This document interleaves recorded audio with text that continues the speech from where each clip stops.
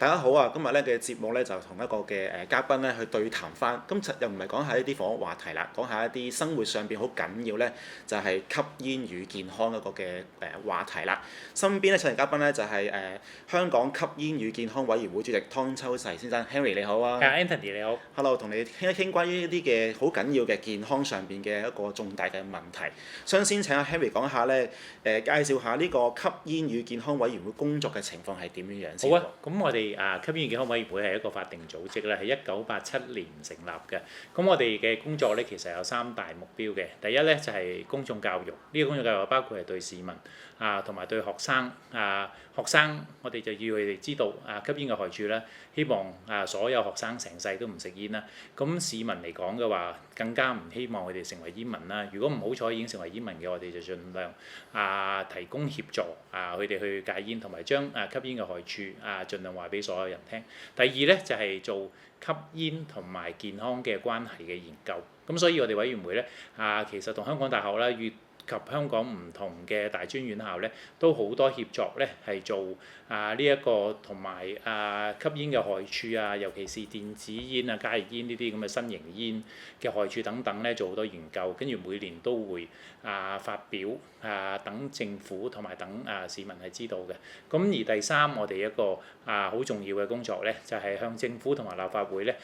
做好多唔同關於控煙禁煙嘅倡議包括最近今年9月咧立法會已經通過咗嘅控煙10招裏面好多倡議咧，其實都係過去10年吸煙與健康委員會咧不斷向公眾、向政府同埋立法會做嘅倡議得出嚟嘅成果嘅。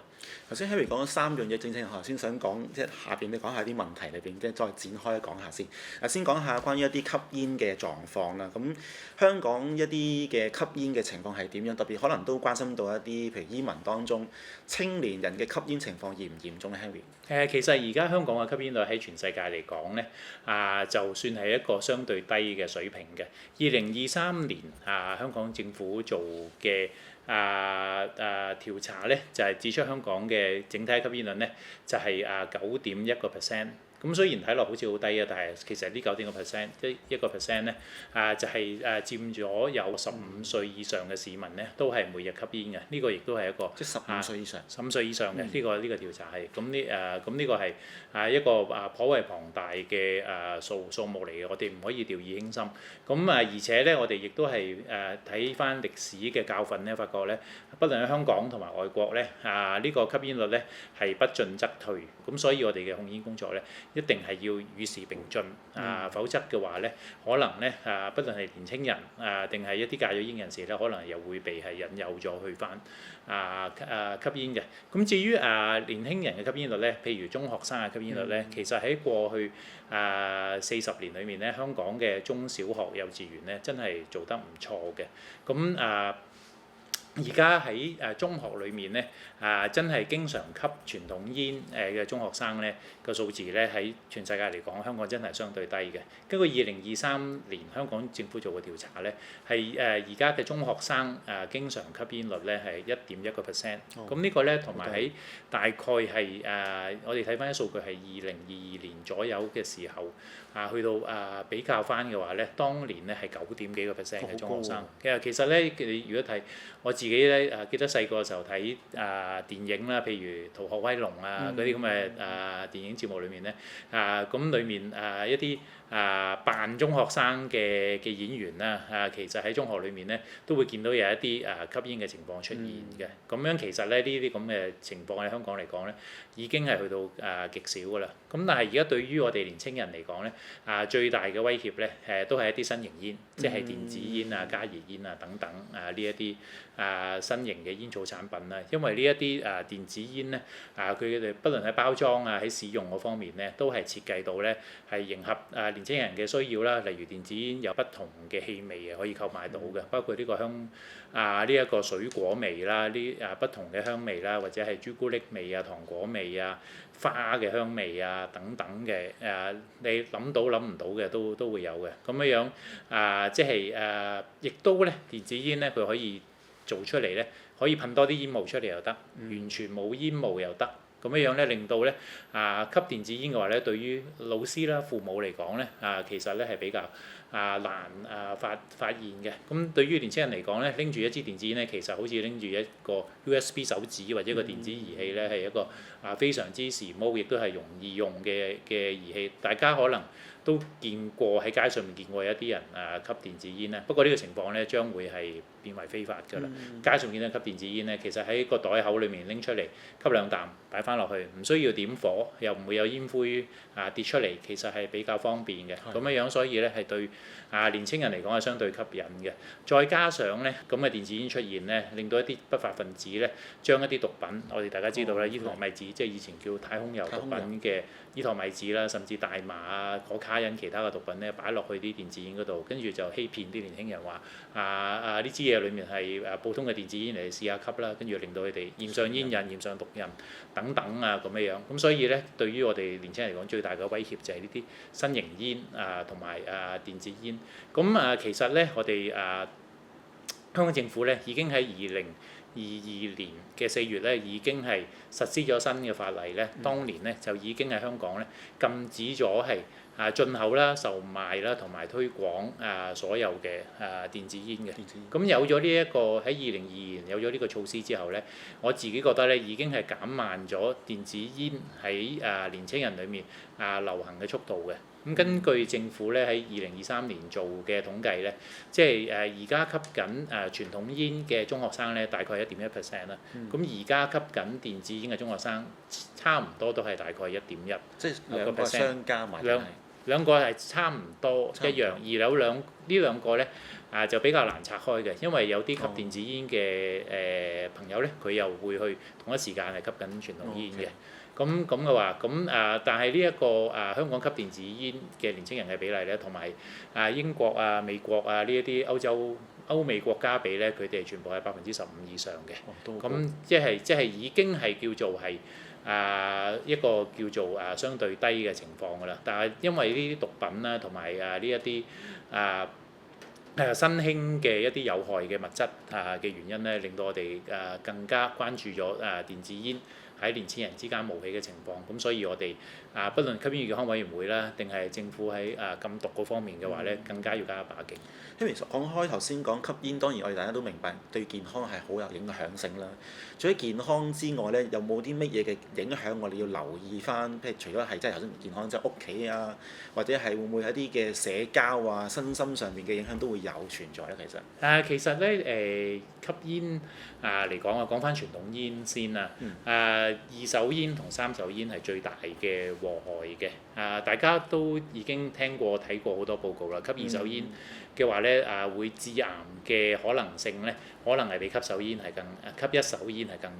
更加高嘅。咁有部分人咧會忽略咗咧，就係三手煙。三手煙咧就係殘留咗喺衣物啦、台凳啦、地氈啦、床褥被鋪等等嘅一啲由呢啲咁嘅煙仔傳出嚟嘅煙霧咧，原來佢裡面嘅尼古丁啦同埋有害物質咧，係可以用三手煙形式咧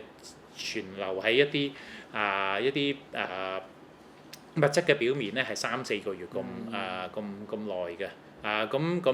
由我哋而呢一啲三手煙咧吸咗落身體咧，一樣係會致癌，一樣會有害。咁我哋其實睇翻好多醫學嘅研究咧，係發覺咧呢啲二手煙啦、三手煙咧對小朋友嘅影響係更加大嘅，因為小朋友喺發育期間對佢哋嘅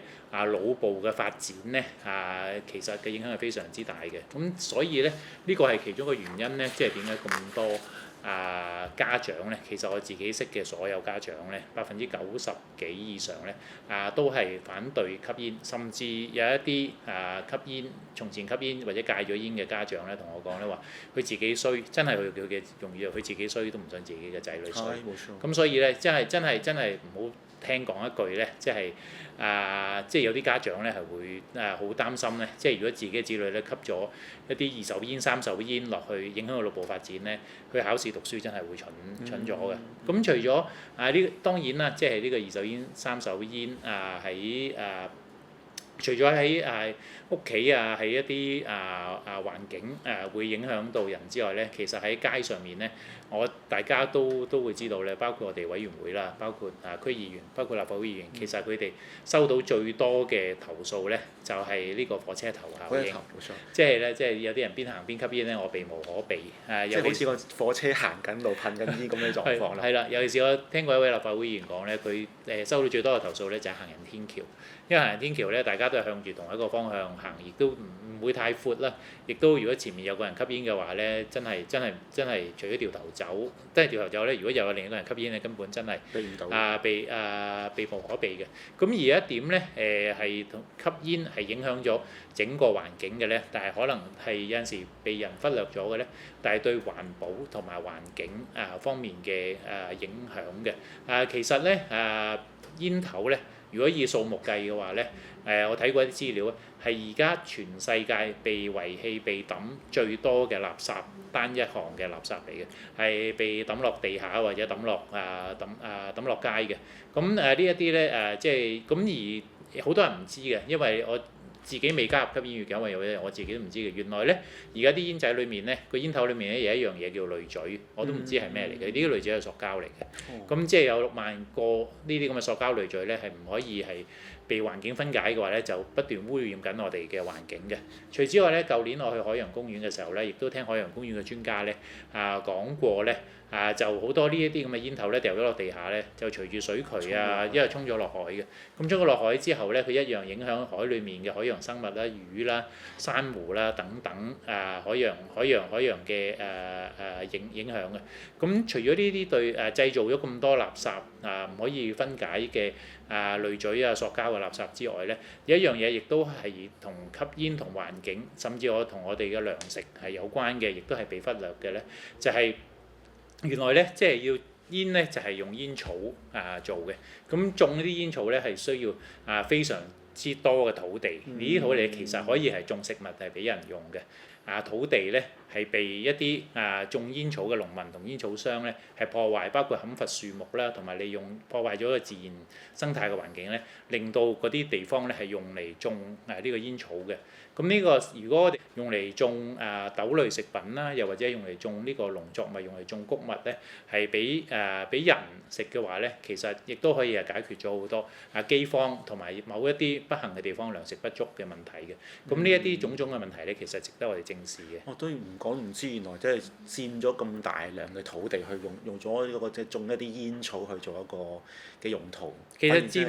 實我睇過世界衞生組織嘅資料咧，原來種煙草佢需要嘅時間咧係比種一啲豆類嘅植物同埋啲食物咧需要嘅時間係長10倍嘅。咁要咁長嘅時間咧，咁佢哋所利用嘅農藥係會更加多嘅。咁所以咧種煙草嘅話咧，其實佢哋對呢個用農藥嘅話咧，對呢個土地嘅影響咧，土壤嘅影響咧係會更加之大嘅。嗱，講到呢個關於係即係吸煙嘅危害或者健康嘅一啲損害嘅狀況之餘，不如講控煙啦。Henry 咁話，控煙大家都可能聽過，政府有一個叫做係控煙十招嘅。咁係個成效又點樣咧？特別可能都講到喺嚟緊好快啦，2026年嘅1月1號咧，喺好多嘅處所嘅一啲專用嘅出入口咧嘅3米範圍嘅公共地方咧，就會作為禁煙同埋一個定額罰款3000蚊。Henry 你覺得呢一啲嘅譬如宣傳或者控煙十招，你點睇成效如何咧？足唔足夠呢一個嘅即係控煙嘅成果咧？其實咧我哋知道咧，有部分嘅煙民咧會因為吸煙係越嚟越唔方便咧，係鼓勵咗佢哋增強咗佢哋戒煙嘅呢一個意欲或者係動機嘅。咁控煙十招裏面咧，其實好大部分咧都係盡量去減低呢一個二手煙對市民嘅害處啦，包括咧好快啦，就喺排隊等巴士或者係等小巴嘅時候咧，或者排隊入一啲公共康樂嘅設施，好似體育館運動場等等嘅話咧，就唔可以去到吸煙。咁呢個係一個比以往係進步咗好多嘅。近排我自己有去一次搭巴士得一個人喺度等巴士嘅時候咧，我見到得吸住煙嘅。我哋係有小朋友喺度，我就唔敢行埋去，因為吸晒佢啲二手煙，所以呢個都係一個好嚴重嘅問題嚟。有時啲巴士等嘅時候咧，係咁吸煙都係麻煩啲。係啊，呢方面咧，其實澳門係比香港做得更早。澳門其實咧喺2018年嘅時候咧，已經係所有嘅巴士站咧係劃咗一個10米嘅範圍，係唔準吸煙嘅。咁除此之外咧，頭先 Anthony 都講咗啦，就1月1號開始咧，就喺幾個特別嘅處所啦，包括學校啦，包括醫院啦、診所啦，同埋老人院嘅專用嘅門口嘅門內咧3米係唔俾吸煙。咁呢一個倡議咧，其實係我哋委員會已經爭取咗6年，最撚尾係寫咗法例、落法例同埋通過咗㗎啦。咁但係其實我哋最初嘅倡議咧係希望係做到學校或者醫院或者係老人院等等嘅範圍10米都唔準吸煙嘅。咁但係我哋咧亦都係樂於見到咧，政府用一個循序漸進嘅方式去到推行呢一個擴大禁煙區啦。除此以外咧，嚟緊控煙十招都係裡面咧有部分嘅措施都係好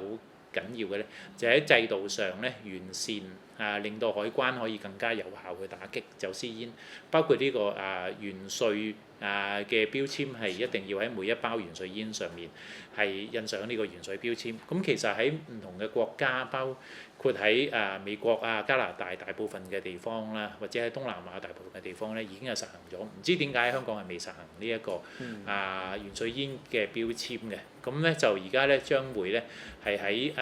2025年會開始咗試行啦，26年會繼續試行，27年係會全面推行。咁對於呢個打擊走私煙亦都係會更加有效，因為我哋知道咧我哋控煙要成功，同埋我哋要能夠可以鼓勵到煙民盡快去戒煙咧，市面上咧就唔應該出現一啲平價嘅代替品，即係呢一啲走私煙嘅。咁而我哋亦都委員會咧係多謝政府啦，尤其是海關啦同埋唔同嘅部門咧，真係好落力去到打擊呢個走私煙，令到走私煙喺香港嘅影響力真係越嚟越細。咁亦都係希望多啲嘅煙民去到戒煙㗎咯。間唔中都聽到一啲公屋邨咧，好興有啲人會係上樓咧派啲單張，就係頭先阿 Henry 所講啲私煙就係一啲即係兜售啦，或者甚至乎真係有明目張膽上去買一啲私煙都會有嘅。即係呢啲都係杜絕翻一啲即係不法嘅活動啦，喺屋邨裏邊都即係衍生咗個問題嚟嘅啫。係，所以我都呢個都好多謝公屋聯會啦，同埋好多唔同嘅市民都話俾我哋聽咧，其實呢個點心紙即係賣私煙嘅點心紙咧，其實係一個極之大嘅問題。再加上咧，佢哋係真係好可惜咧，不法分子咧利用一啲學生啦就可能去做呢一啲派送私煙嘅角色，咁就係更加係令到我哋覺得係氣憤啦咁樣咧，其實而家大家都知道咧，即係賣私煙嘅方式係層出不窮嘅，即係點心紙係一個模式啦。喺網上用不同嘅社交媒體去到嘗試，去到吸引人去賣私煙，又係一個模式嚟嘅。咁所以我哋亦都知道咧其實海關不論喺情報同埋喺呢一個執行嗰方面咧，亦都係不斷加強。好似係海關同埋控煙酒辦咧，亦都係有聯合行動喺唔同嘅公共屋邨裏面係宣傳其實不論係賣私煙同埋買私煙兩樣都係犯法嘅，亦都係有市民咧係嘗試過係買私煙而係被檢控係到嚟到受罰啦。除此以外咧海關喺過去1年裏面咧，亦都係關閉咗唔同嘅社交媒體啦、網站啦，係喺裏面係牽涉咗一啲賣走私煙嘅行為嘅。咁我哋知道咧即係呢一啲不法分子咧即係佢哋相信咧都會繼續係用方法去到做呢一啲可能會做一啲可以令佢哋賺錢嘅行為嘅。咁但係我哋亦都係對政府啦、對海關咧有信心，會繼續去打擊呢一啲不法嘅行為。我知道喺控煙10招咧，應該都係屬於第一階段禁煙或者控煙嘅措施。都有一啲嘅建議話第二階段嘅控煙措施有啲嘅方向，譬如 Henry 都會分享下，譬如喺第二階段會有啲咩嘅方向都會去諗住去做咧，其實政府方面。其實第二階段嗰度咧，就有兩個角度去睇嘅。第一個角度咧就今次嘅控煙十招嘅法例裏面咧，就已經寫咗落嚟咧，就係喺禁電子煙方面咧，禁電子煙方面咧，第一階段咧就會禁止咗喺公眾地方使用電子煙、加熱煙啦，同埋喺公眾地方管有呢個電子煙嘅煙彈同埋加熱煙嘅煙支嘅。咁而第二階段咧就會禁埋去到管有呢個電子煙嘅煙機。咁但係咧就暫時未有時間表係幾時去禁管有電子煙嘅煙機。咁呢個係第一樣啦。第二樣咧就今次控煙十招裏面已經寫咗個法例咧，就係喺2027年嘅第二季咧就會開始喺香港禁非薄荷味嘅加微煙。咁點解我哋咁關注加微煙？加微煙即係咧原來咧有啲煙仔係薄荷味，有啲煙仔咧係水果味亦都係同埋呢一個糖果味都會有嘅。咁點解我哋咁關注呢一個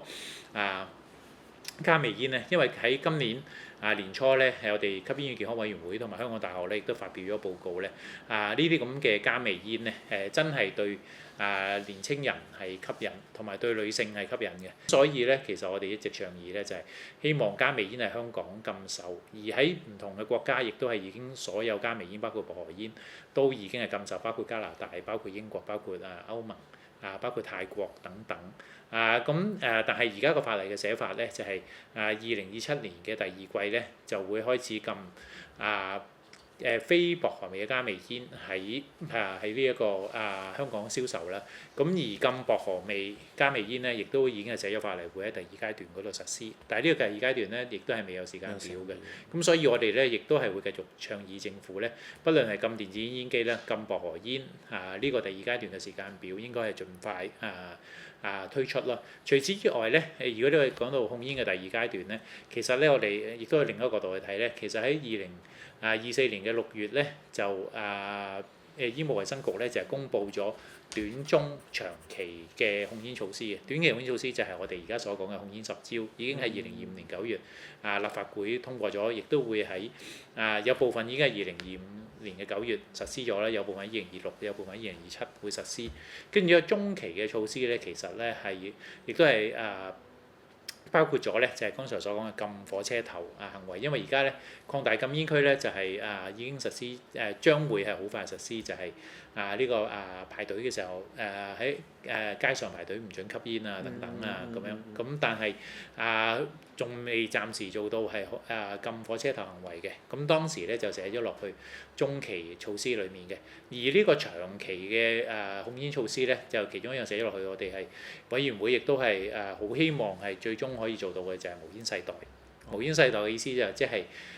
好似一啲國家已經係實行咗嘅，就係喺某一個年月日之後出生嘅市民咧，終生喺嗰個國家咧就不能合法地買到呢一個煙仔。咁呢個係衛生局係寫咗落去長遠嘅目標。咁我哋都其實好希望咧喺2026年裏面咧，我哋政府係會做一個中期嘅檢討，就希望咧做完呢個中期檢討之後咧，呢啲中期同埋長期嘅目標係可以有一個時間表咧係去到立法去到實施嘅。因為想問下，譬如話大家都會問一個問題啦，做咗好多一啲嘅控煙啦，或者係即係教育啦，咁係咪可以再進一步成全面禁煙咧？有啲人都成日話不如索性禁煙啦咁樣。其實喺呢個全面禁煙方面，其實喺目前嚟講會遇到啲乜嘢嘅阻礙或者挑戰，係政府都要考慮嘅情況。即係你點樣睇呢件事情，即係禁煙嗰個狀況咧？其實全面禁煙咧，世界衞生組織咧都有一個詞語俾佢，就係叫做中文就叫煙草終局，英文就叫tobacco end game。其實我哋委員會咧亦都係一直倡議政府咧，我哋係好希望係有一個時間表係可以做到煙草終局，即係真係即係 end game 啦，就唔好抽煙啦。係啦，咁但係要做到 end game 咧，我哋呢個吸呢個傳統煙咧，真係歷史遺留落嚟嘅問題。即係傳統煙咧喺喺不論歐美定係唔同國家出現已經超過100年。喺香港咧，雖然喺2023年嘅吸煙率係9.1%啦，但係計翻15歲以上嘅市民咧，嗰度都成58萬人咁多。如果一刀切話明天或者明年咧，全香港所有人吸呢個任何嘅傳統煙都唔俾吸嘅話咧，其實咧我相信反彈或者一啲後果咧，亦都係未必係大家可能可以即時預計到嘅。咁所以可能真係一個循序漸進同埋一個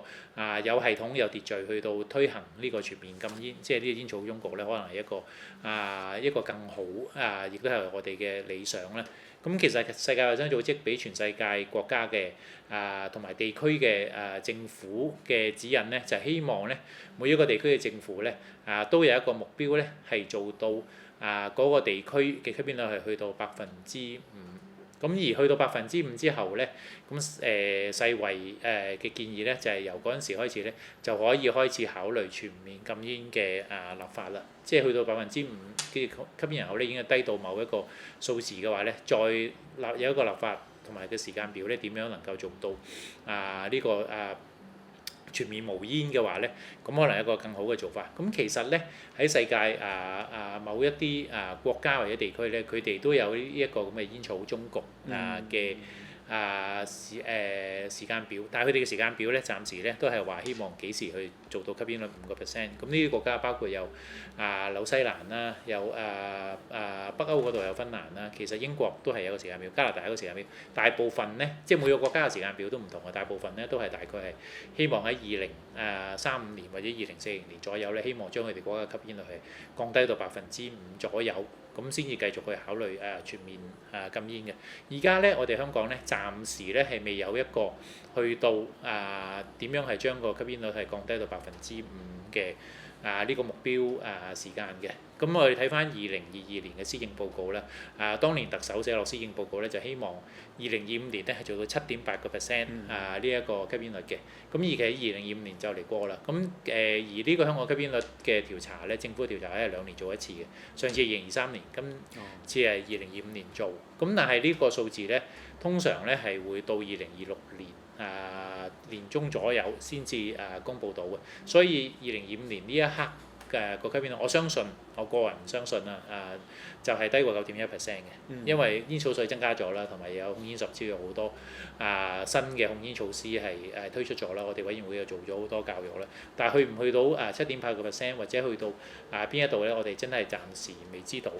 咁但係大家都知道咧，其實吸煙率越低咧，要將佢繼續去壓低或者降低嘅話咧，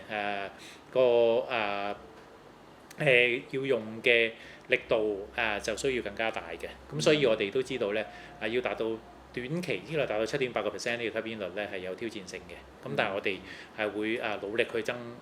取咯。我哋亦都會努力繼續向政府倡議咧。其實我哋委員會嘅倡議咧，就希望喺2030年嘅時候咧，香港嘅吸煙率可以有個目標係去到5%，從而咧就再啟動呢一個全面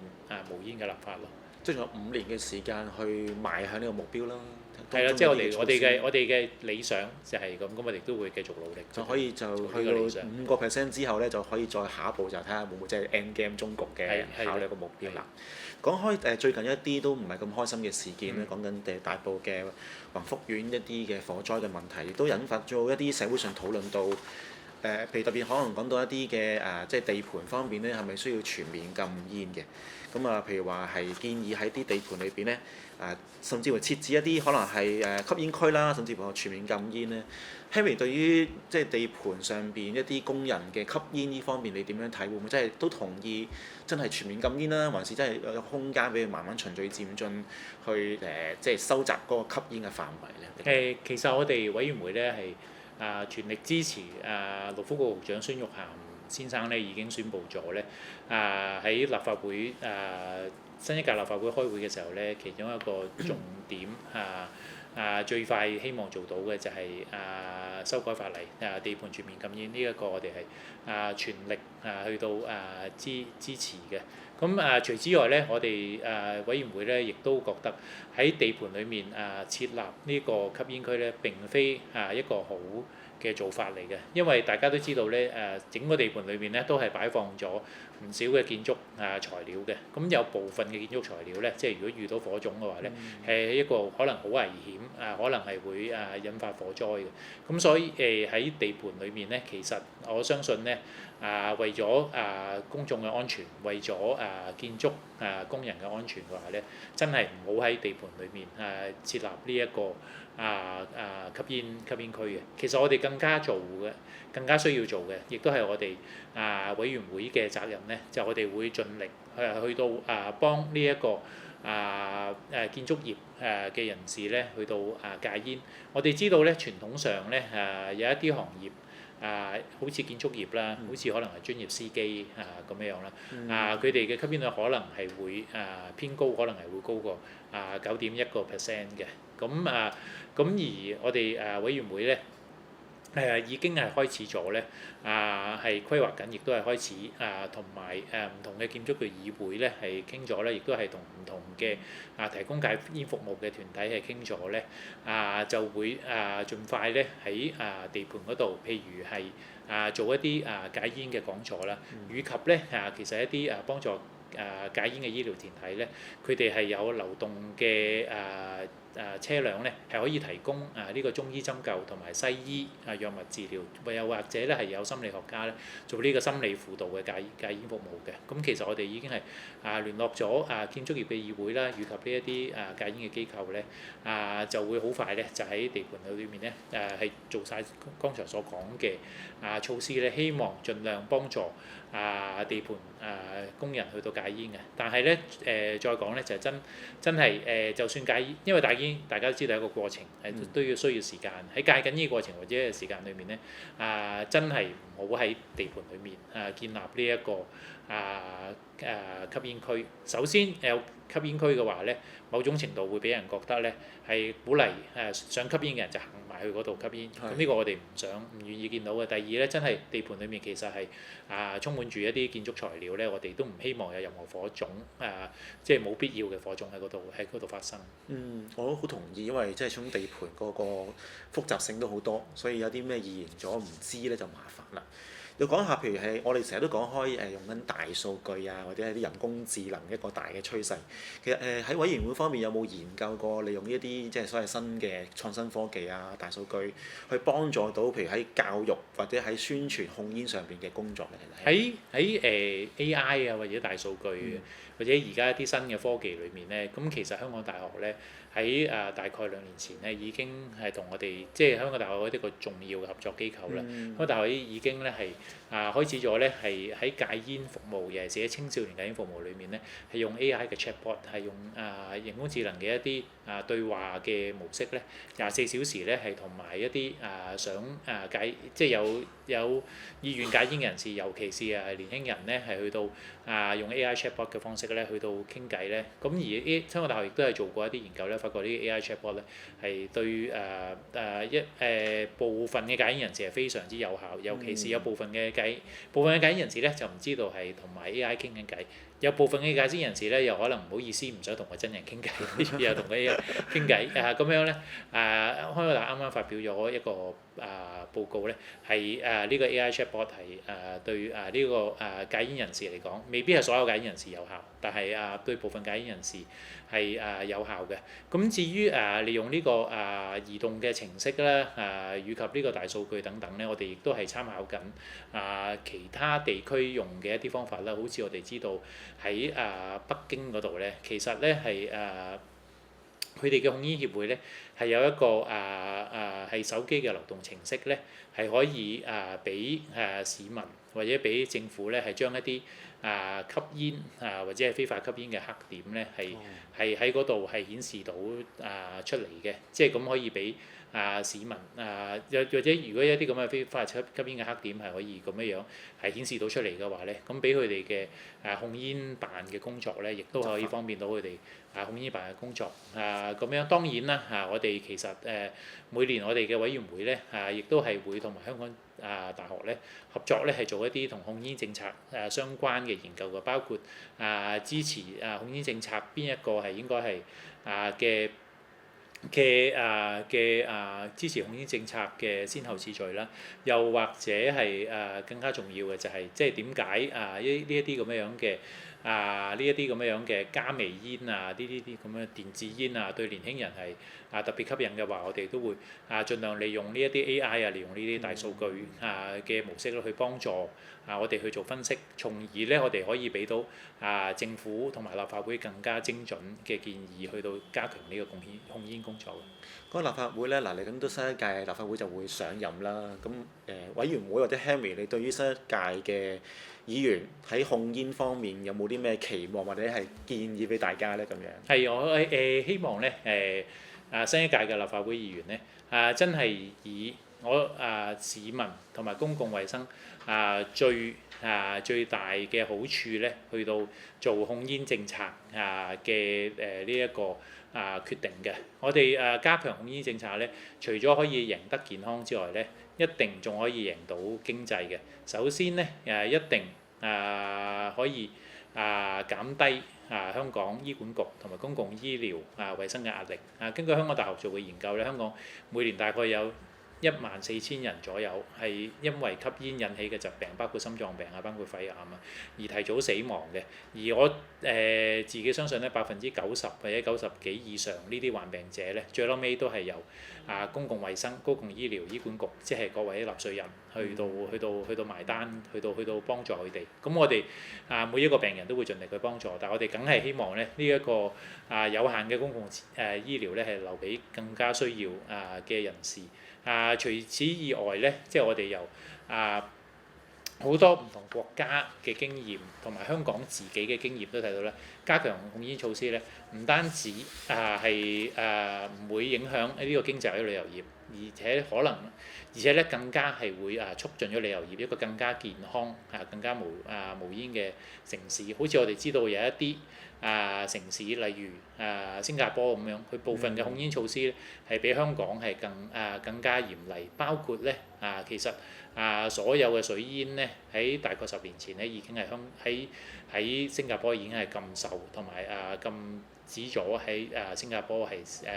使用呢個水煙㗎啦。咁但係咧對新加坡嘅旅遊業啦同埋包括我哋知道咧去新加坡同埋中東嗰方面嘅，不論係商業定係旅遊嗰方面嘅交流咧，可能比香港更加頻密。呢個係絕對冇影響嘅。咁所以咧，我哋加強控煙嘅工作咧，唔單止係可以贏到健康，更加可以贏到經濟。可能有啲觀眾聽完Henry 即係介紹完之後，覺得真係吸煙係一個問題，想去戒煙。咁有啲咩方法可以同大家分享下？譬如想戒煙可以點樣做咧？其實香港咧而家有唔同嘅機構咧係提供緊好多呢一個免費嘅戒煙服務，好似醫管局嘅戒煙中心咧叫無煙新天地，已經去到60幾個點㗎啦，係免費嘅。除此以外咧我哋熟悉嘅東華三院啦、博愛醫院啦、樂善堂啦呢啲等等嘅慈善又有做醫療嘅機構咧其實佢哋都係提供緊好多戒煙服務嘅，包括係西醫又有藥物嘅治療啦，包括係中醫係針灸戒煙啦，亦都咧佢哋係同時咧係提供緊咧